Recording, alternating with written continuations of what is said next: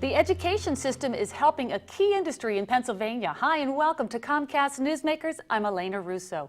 Please welcome Professor Albert Sarvis. He comes to us from the Harrisburg University of Science and Technology. Professor Sarvis, thank you for joining us. Thank you.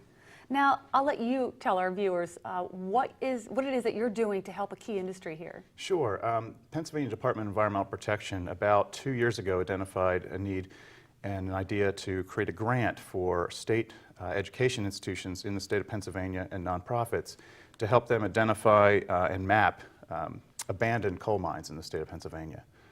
We are working through about 4,000 of those maps, mostly in the eastern part of the Pennsylvania area, coal mining area, and we'll work through that over the next 3 years to develop maps for them of those mines. Now, are these the students at your university working on these maps? Yes, we have 9 undergraduates in our Geospatial technology program who are working to basically scan the old hard copy maps that are covered in coal dust and sometimes starting to rip.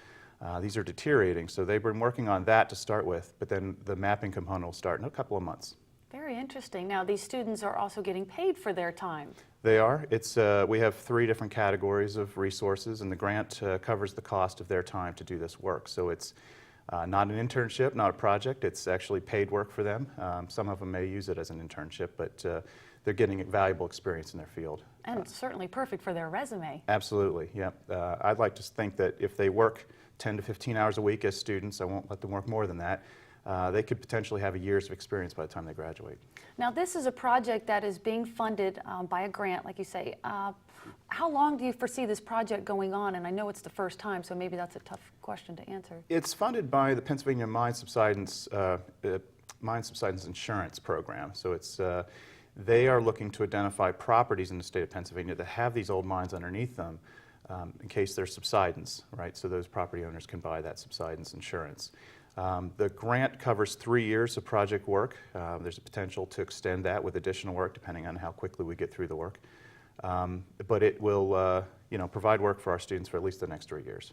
And what do you anticipate to come out of this entire project? I'd like to see my students get as much experience out of it as possible, and not just simply stay in the lab and work on these things, but actually get out in the field, see where these mines exist, understand how it's going to make improvements for subsidence insurance in the state of Pennsylvania, and get in front of people through DEP and even citizens for that matter, so they have that exposure outside of the university. When you say they're converting the existing mines, what does that mean? Right now we have tens of thousands of hard copy maps that have been hand-drawn in many cases over the last 100, 120 years.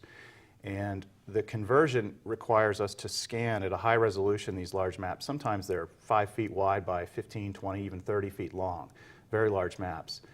Once they're scanned, without getting into too much detail, they go up on the screen with current land-based information, where the roads and streams and railroads are today.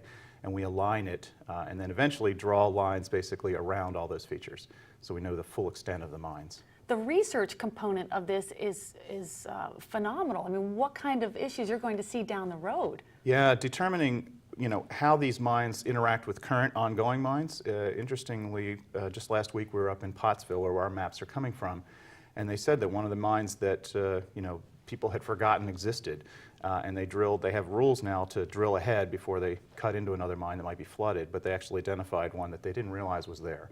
So this is going to help hopefully also improve safety conditions for existing mines. Excellent. Well, thank you so much for coming in and sharing this fascinating information. Good luck with the project. Thank you. Glad to be here. You've just heard from Professor Albert Sarvis from the Harrisburg University of Science and Technology. Thanks for watching Comcast Newsmakers. I'm Elena Russo.